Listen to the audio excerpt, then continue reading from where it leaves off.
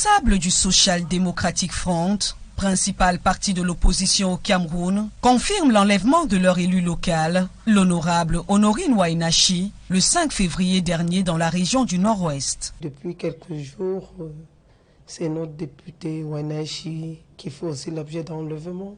Kidnappé à Bambui, département de la Mésame, ses ravisseurs exigent une rançon de 36 millions de francs CFA pour sa libération, confirment certaines sources. Depuis son enlèvement, le choc est grand au sein du SDF. C'est un appel que je leur lance. Ils sont les enfants de cette république. Ils sont les enfants de cette zone qui cessent de s'attaquer à leurs frères.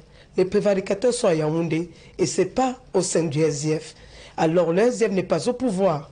Quand nous serons au pouvoir, qui nous interrogent, nous on leur dira, nous sommes pour le fédéralisme et non pas pour la décentralisation. La secrétaire générale de cette formation politique de l'opposition dénonce des attaques ciblées sans lien avec les sénatoriales à venir.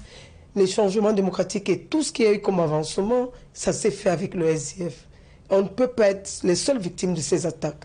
Parce que mettre de côté les parlementaires et les élus RDPC s'attaquer rien qu'au SDF, ça veut dire que c'est un acharnement, c'est une cabale. Face à ces escalades à répétition, Maître Adeline Djomgang ne cache pas son inquiétude.